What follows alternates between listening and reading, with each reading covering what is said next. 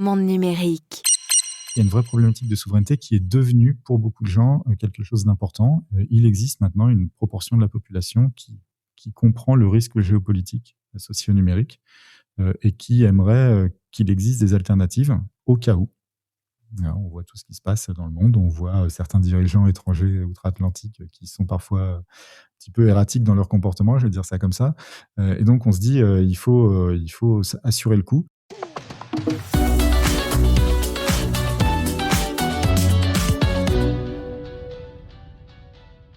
Bonjour Sylvain Perronnet. Bonjour Jérôme. Cofondateur et CEO de Ibou, I-B-O-U. Eh bien, c'est un nouveau moteur de recherche français. Donc, c'est un projet que vous avez lancé, vous allez tout nous expliquer. Vous avez parmi vos investisseurs des noms prestigieux, notamment Xavier Niel, etc. On a envie d'en savoir plus. C'est quoi le concept ? Alors, Ibou, c'est un moteur de recherche conversationnel, donc il est vraiment dans la ligne des nouveaux moteurs de recherche type Perplexity, par exemple. Je pense qu'il est le meilleur exemple de moteur conversationnel actuellement en ligne. C'est un moteur de recherche conversationnel qui suit un certain nombre de valeurs qu'on a exprimées dans un manifeste, qui sont toutes liées au fait de vouloir présenter l'information différemment, puisque le constat qu'on fait, en fait, nous, on est une équipe de cofondateurs, on est dans le web depuis assez longtemps. Depuis avant les années 2000, et on a fait ce constat qu'au fur et à mesure des années, les algos qui sont mis en place pour accéder à l'information ont tendance à beaucoup créer des bulles de filtrage, à orienter pas mal le discours qui est tenu, et on voit que ça peut poser des problèmes avec un certain peut-être même délitement de la société, d'une certaine manière, qui pourrait presque intervenir. Donc ce qu'on veut faire, c'est mettre en place un moteur de recherche qui est basé sur la même data que tout le monde, puisqu'on va crawler le web, comme tout le monde peut le faire, mais la présenter différemment, la filtrer différemment avec des algorithmes différents pour essayer de montrer tous les points de vue, par exemple, quand il y a des controverses, pour essayer de mettre en avant plus les sources pour que tout le monde puisse continuer à vivre sur le web, à montrer ses contenus. Voilà, on essaye d'être plus vertueux dans ce qu'on va présenter. Pour le reste, c'est un moteur de recherche. Après, il est indépendant, il est souverain, on fait notre propre index, nos propres algos, parce qu'on va fonctionner différemment des autres, mais ça reste, pour les utilisateurs, un moteur de recherche. Voilà. Donc ça ne s'appuie pas sur un grand moteur existant, comme on a pu le voir par le passé avec d'autres moteurs de recherche français. Là, vraiment, vous construisez tout le système. Oui, tout à fait. Alors, en fait, ça fait déjà quelques années qu'on a commencé. Donc moi, j'ai travaillé chez un de nos concurrents maintenant, quelques années, et en partant de là-bas, en fait, on a commencé à travailler avec les cofondateurs d'une société qui s'appelle Babar, qui est devenue Ibou, en fait. Et on a travaillé sur la création d'abord d'un index web pour proposer la data dans d'autres secteurs en fait que le grand public et que le search. Et on a constitué un premier index et on s'est dit il y a quelques mois que maintenant qu'on savait faire un index et maintenant que la technologie avait avancé, notamment avec les grands modèles de langue, on pouvait se lancer dans la fabrication d'un moteur qui correspondra au moteur qu'on voulait faire à l'époque et qu'on voulait faire maintenant. Et c'est pour ça qu'on s'est lancé en fait. Mais effectivement, tout est entièrement souverain, indépendant. Alors, le mot souverain, on peut le discuter, mais nous, ce qu'on vise, c'est être vraiment indépendant des tiers en réalité et de fabriquer tout de A à Z en termes de data. Alors pour l'instant, c'est en construction. Le moteur n'est pas encore en service, mais il y a quand même une partie qui est en service et qu'on peut d'ailleurs aller voir à l'adresse ibou.io, qui est une partie qui ressemble un peu à Google Discover, c'est ça, c'est-à-dire que c'est des informations qui remontent, qui sont présélectionnées, une espèce de magazine automatique. C'est ça. Alors, c'est d'abord un système de recommandation. Donc, l'idée, c'est de dire il y a beaucoup de sources de grande qualité sur le web. Certaines sont très en vue, on les trouve sur toutes les plateformes. D'autres, on les voit moins. Et toutes ces sources, elles sont plus souvent polluées par des sources alternatives qui sont souvent des fake news ou on va dire qui ont été conçues pour capter l'attention et qui ne sont pas forcément toujours de grande qualité. Donc, nous, notre objectif, c'est de fournir un système de divertissement par l'information qui contient des news, mais qui contient aussi des grands sites informationnels. J'aime bien dire, parce que moi, il est performé moi, j'ai une version qui me recommande des contenus pour moi, par exemple, qui sont tous tournés autour des trucs pour geeks, de l'IA, etc. On trouve des sites avec des tutos, on trouve des sites de formation, etc. Donc, on peut trouver toutes sortes de sites, mais qui sont toujours en phase avec nos centres d'intérêt. Vous pouvez aller voir, c'est explorer.ibou.io et ça se... On va dire qu'il se met très très rapidement dans un mood où il est capable de vous recommander de très très bons contenus. Vous interagissez avec lui 10-15 minutes et c'est bon, il est personnalisé. Ok, oui, on peut le personnaliser, on peut lui dire qu'on est plus intéressé par les contenus geeks, comme vous dites. Oui, il va même le il y a des onglets en fait, aussi. par rapport à votre comportement. Ok, mais sinon, il y a des onglets, il y a des verticales, politique, économie, Oui, internationale. c'est parce que parfois, même si on est geek, on aime bien savoir un peu sur la politique, mais il est très Hmm. orienté vers fournir des contenus geeks, donc il faut un petit peu on va dire, passer les chemins de traverse. Donc c'est pour aller plus rapidement vers des sujets qui sont un peu en dehors de notre scope habituel qui est ces Ouais. catégories. Mais vous dites, l'objectif, c'est de sortir de la bulle informationnelle. Bah là, finalement, vous créez une nouvelle bulle, en tout cas pour cette partie-là. Alors, pas totalement, parce qu'en fait, bien sûr, c'est personnalisé par rapport à des grands sujets d'intérêt, mais un sujet d'intérêt n'est pas un discours en lui-même. C'est-à-dire que c'est pas parce que j'aime les ordinateurs, par exemple, que je ne vais voir que, des news qui parlent d'un certain type de machine ou d'un certain type de personne. C'est pas parce que je suis intéressé par la politique que je ne vais voir qu'un seul discours, que de gauche, que de droite ou que sais-je. Donc on va présenter par contre différents types de contenus avec différents types de discours au sein d'une même catégorie. Donc je suis intéressé par un certain type de sujet, mais au sein de ce sujet, je peux voir la pluralité des points de vue, par exemple. Et donc Hmm. c'est ce qu'on va vouloir faire. Et on ne va pas prioriser un contenu parce qu'il est porté par un très gros opérateur. C'est pas parce que vous êtes le journal Le Monde que vous avez plus de chances de passer devant tout le monde que parce que vous êtes un autre journal, par exemple. J'ai pris Le Monde, j'ai rien contre Le Monde, hein, loin de Hmm. là. Mais voilà, c'est un exemple comme un autre. C'est pas la taille du journal ou son audience habituelle qui va faire qu'il va être priorisé. Ouais, et qu'est-ce qui va faire qu'il sera priorisé alors? Alors, c'est d'abord l'adéquation vraiment à votre personnalisation. Et ensuite, c'est un certain nombre de critères qui vont dépendre de, d'abord, la qualité du contenu en lui-même. Donc, on a des mesures de qualité du contenu. Est-ce qu'un contenu, il est suffisamment sourcé? Est-ce qu'il a une Hmm. présentation C'est où il très va subjectif, ça, la notion de qualité du contenu. Alors, c'est très subjectif, mais il s'avère Ouais. qu'on peut assez bien simuler la vie qu'ont des êtres humains par rapport à cette qualité des contenus en utilisant principalement des LLM et des informations statistiques sur les contenus. Un contenu journalistique, par exemple, il a typiquement de bonne qualité pour des êtres humains. Ben, on s'aperçoit qu'il a typiquement des sources qui sont présentées, qui sont réellement citées. Et donc, le passage qu'on voit cité ne reformule pas la source. Il va vraiment la présenter avec un verbatim, puis après, il va l'analyser avec des pour, avec des contre, etc. Et ça, c'est des éléments qu'on peut lire. Alors moi, je suis pas du tout journaliste, mais je pense que quand on fait une école de journalisme, par exemple, on apprend qu'est-ce qu'un bon contenu, qu'est-ce que la méthode journalistique, et qu'il y a des règles qu'il faut suivre. Et en fait, ces règles, on peut les mettre en dur dans des algorithmes d'analyse pour qu'ils voient si les contenus, ils sont formatés de la bonne manière. Alors bien sûr, on peut sans doute formater des contenus de la bonne manière et qui sont Hmm. pas très quali en réalité, mais on évite déjà les premiers Ouais. écueils. Et donc l'objectif, c'est de faire notre meilleur effort finalement pour maximiser la probabilité que les gens voient un contenu de qualité. Oui, surtout à une époque où de plus en plus de contenus sont générés par de l'IA, y compris dans des médias, et ça va pas s'arranger, si l'on peut dire. En tout cas, ça va certainement se répandre et se multiplier. Est-ce Alors que c'est ça va quelque pas chose devenir... qu'on a, hein, nous, dans notre dans Ouais. Explorer, par exemple, on a Mais c'est pas forcément du mauvais contenu, d'ailleurs, du ah non, contenu non, généré par de l'IA. et en fait, on a une analyse, qui est séparée de la qualité, qui est sur l'effort mis à la création du contenu. Pourquoi? Parce qu'il peut y avoir des contenus IA, on l'imagine, qui peuvent être de très grande qualité, quelqu'un qui se fait assister par une IA pour faire un bon contenu, mais souvent les contenus IA, bon, on en voit beaucoup sur le web, ils sont faits juste pour capter l'attention. Il n'y a pas beaucoup d'efforts qui ont été mis pour ces contenus parce qu'il y a aussi une équation économique que doivent respecter les gens qui fabriquent ces contenus Ouais. pour gagner de l'argent. Et donc, nous, on essaye de quantifier cet effort et ça nous permet de repérer des contenus qui sont mal faits par de l'IA, par exemple. Et on fait une distinction mauvaise IA, bonne IA d'une certaine manière, sans le vouloir, mais par cette notion d'effort fait pour les contenus.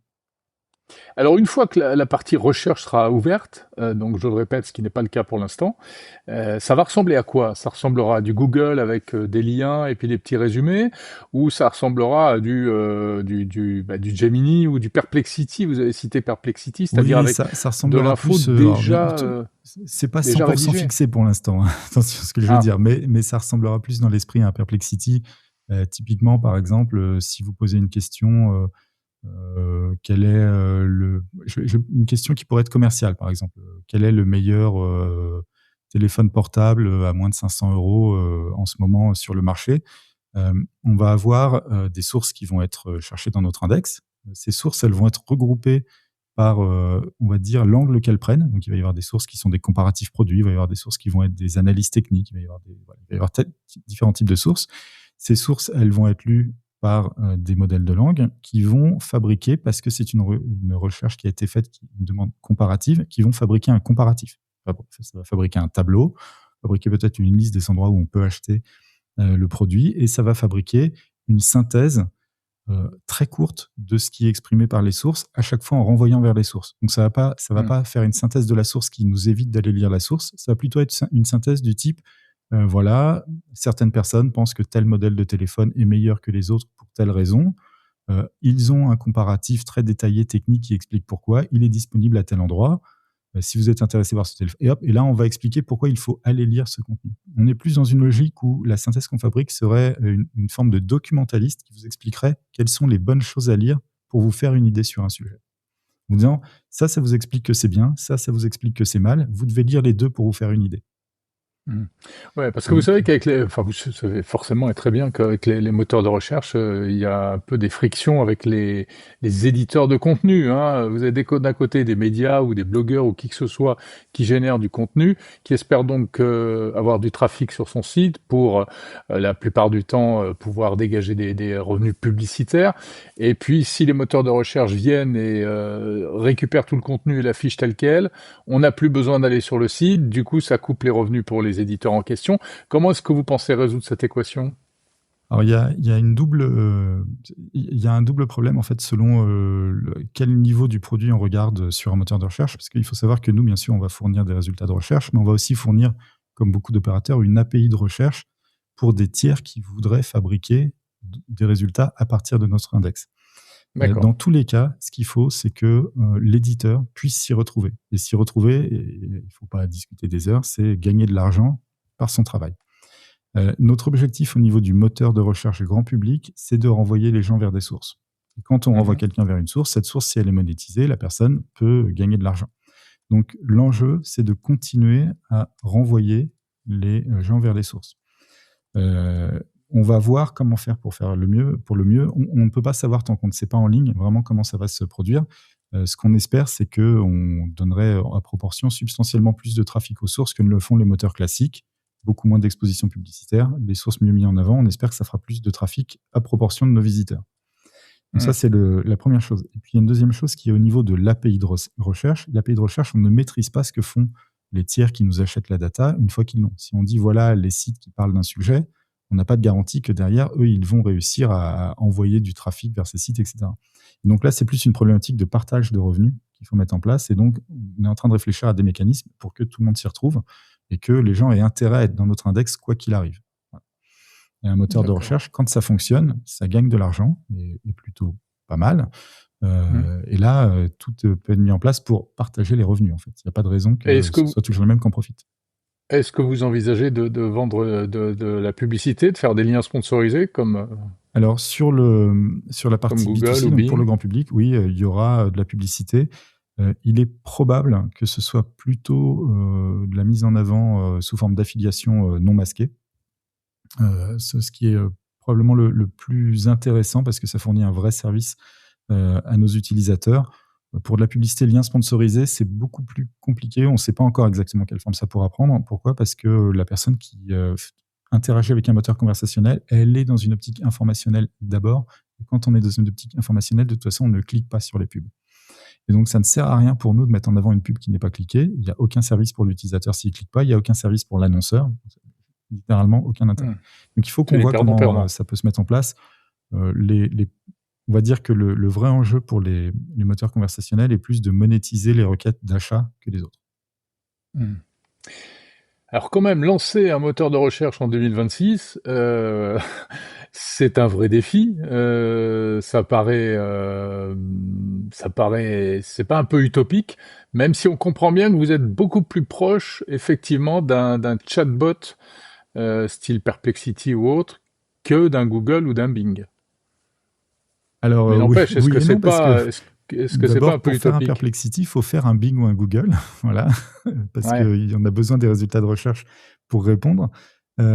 Mais c'est pas utopique pour une raison très simple, c'est que en fait, ça n'a jamais été aussi facile que maintenant. Il y a quelques années, c'était très compliqué. Il y a quelques années, en fait, pour faire un moteur de recherche, il fallait d'abord crawler le web, récupérer la data, et c'est quelque chose qui coûtait cher mais qui était faisable. Nous, on a commencé en 2019 à fabriquer un crawler web dans la société qui est devenue Hibou. Et très vite, à partir de 2020-2021, on avait un index de plusieurs centaines de milliards de pages. Donc, une fois qu'on a compris comment crawler le web, ça peut se faire assez bien. Mais la vraie problématique ensuite, c'est de classer les pages web qu'on récupère quand on fait une requête. Donc la problématique du classement, c'est la plus dure. Et c'était totalement impossible sans utiliser à très très grande échelle de la data utilisateur jusqu'ici.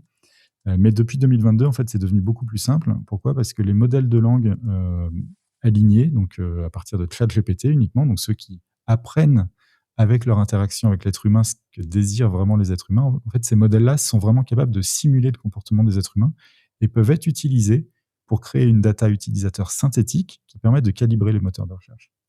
Et donc, il n'y a plus besoin de capter de la data utilisateur, comme l'a fait un Google ou un Bing dans une moindre mesure, pour réussir à fabriquer un moteur de très bonne qualité. Maintenant, il faut être capable de bien travailler avec des IA efficacement. C'est un métier qui est avant tout technique et qui donc est plus accessible pour une équipe comme la nôtre. En fait, il n'y a pas besoin d'avoir déjà une audience, etc. pour le faire. Et c'est pour ça que c'est devenu raisonnablement facile à faire. Alors, je dis raisonnablement facile, hein, c'est pas gratuit, il y a bien sûr pas mal de challenges techniques, mais c'est accessible même à des petites équipes. Et aujourd'hui, pour quelques millions d'euros, en fait, on peut fabriquer un moteur de recherche dans le monde actuel si on sait bien travailler. C'était totalement impossible il y a 10 ans. Hein. Ouais. Donc le monde a beaucoup changé de ce point de vue-là. D'accord. Donc, c'est bien, vous œuvrez pour la souveraineté numérique française. Tout à fait. Ouais. Mais au-delà des bonnes intentions, comment est-ce que vous comptez intéresser, séduire, attirer les utilisateurs, les visiteurs? Qu'est-ce qui va vous différencier d'un Perplexity ou d'un ChatGPT? Vous preniez l'exemple d'une recherche pour un téléphone portable. Aujourd'hui, ChatGPT fait ça très bien. Qu'est-ce que vous pourrez apporter de plus?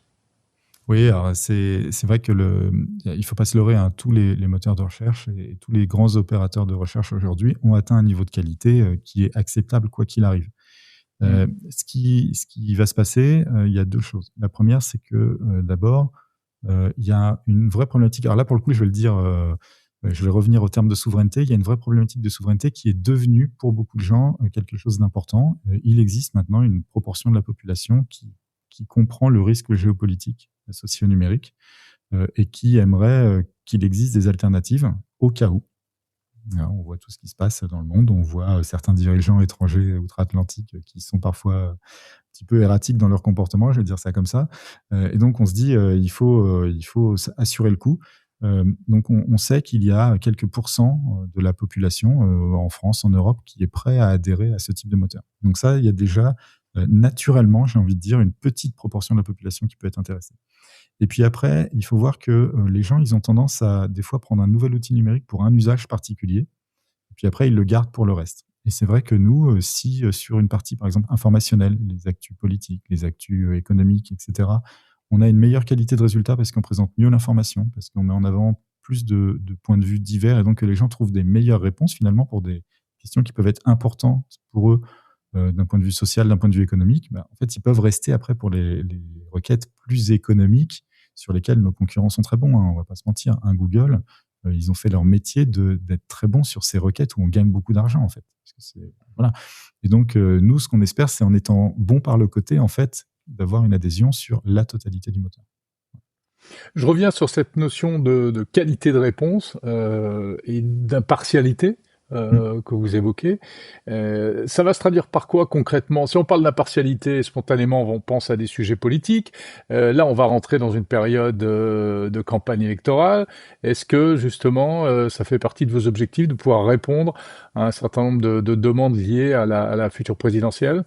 Alors, on ne vise pas particulièrement les présidentielles, mais un exemple que j'aime bien donner, c'est celui où il y a eu beaucoup de discussions sur des taxes, par exemple, auprès des plus riches, etc., des nouvelles méthodes des nouvelles fiscalités plus ou moins exotiques, audacieuses, enfin, on dit comme on veut.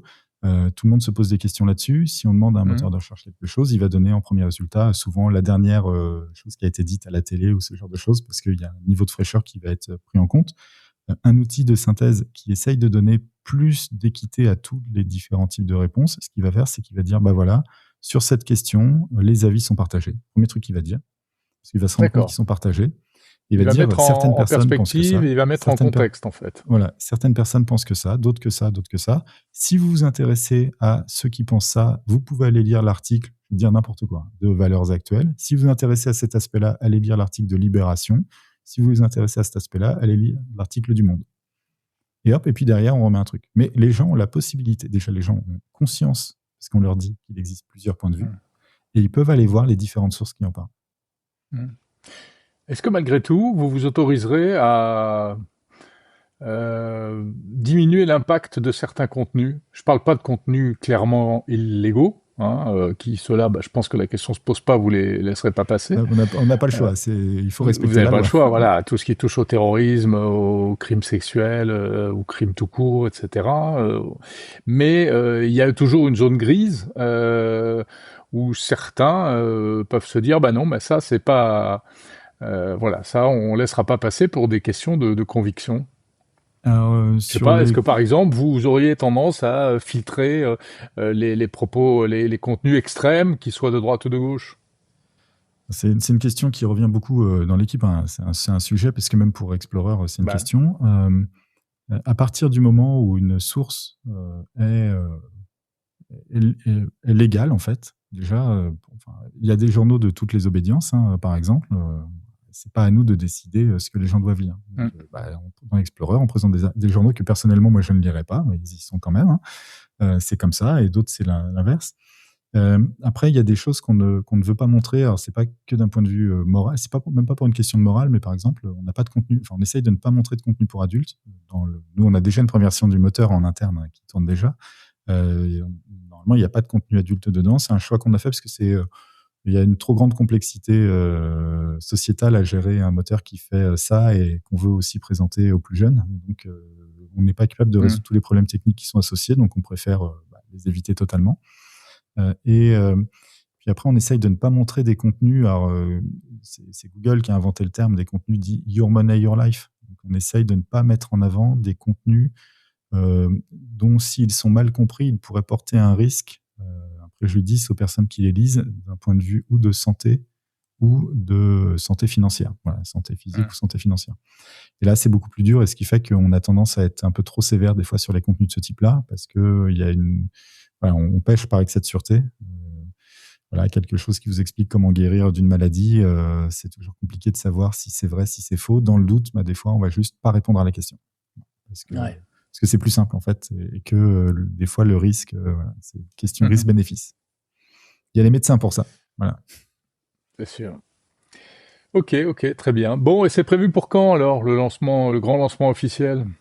Alors, on a une roadmap à étage. On fait vertical par vertical. On a commencé par Explorer parce que, d'un point de vue algorithmique, c'était plus simple à mettre en place, à industrialiser. Les volumes sont plus petits, et donc on voulait d'abord faire nos preuves là-dessus. On va avoir le moteur image qui va sortir normalement avant l'été. L'API qui fournit des résultats de recherche pour des opérateurs tiers, probablement à la sortie de l'été, et le moteur grand public en version bêta, mais grand public, exposé à tout le monde, fin 2026, donc entre novembre et décembre. Donc la roadmap est courte, hein, c'est bientôt. Ouais, en effet. Ouais. Et pourquoi ce nom? Pourquoi Hibou? IBOU? C'est la question que tout le monde me pose. Donc Hibou n'a rien à voir avec l'oiseau. Hibou, ça vient de l'égyptien ancien, et Hibou, IBU à l'origine, c'est le cœur dans l'Égypte antique, le siège de la mémoire et du raisonnement, et Hibou, c'est le cœur au pluriel. Donc c'est parce que comme on fait de l'IA et que le moteur, c'est la mémoire du web, et en même temps il raisonne pour fabriquer les réponses. On s'est dit que c'était plutôt pas mal, et c'est un nom que tout le monde retient sans aucun problème. En effet. Dernière question sur vous, votre équipe. Alors c'est quoi? Vous êtes combien de personnes? Vous êtes structuré comment? Alors on est une quinzaine. On est une société normande. Nos premiers investisseurs, il y a quelques années, sont tous normands, et à l'époque, on était tous encore en Normandie, donc notre siège est en Normandie. Aujourd'hui, on a aussi un bureau à Paris. On est une quinzaine, et on est quasiment tous à profil tech, beaucoup d'anciens enseignants-chercheurs. J'étais moi-même professeur à l'université pendant plusieurs années. Et on va dire que sur 15, on est 12-13 tech. Et après, il y a nos amis du marketing et de la communication qui sont moins nombreux. Une équipe plutôt âgée pour une start-up. Pour la plupart, on a passé largement la quarantaine, avec une vision du web depuis les origines. Et c'est aussi pour ça une volonté d'essayer de fabriquer un outil qu'on aurait voulu avoir à un moment donné sur le web, pour que le web soit un petit peu différent. Donc, notre vœu, c'est ça vraiment, d'essayer de restaurer un petit peu le web qu'on a connu à une certaine époque. Merci beaucoup, Sylvain Perronnet, cofondateur et CEO de Hibou.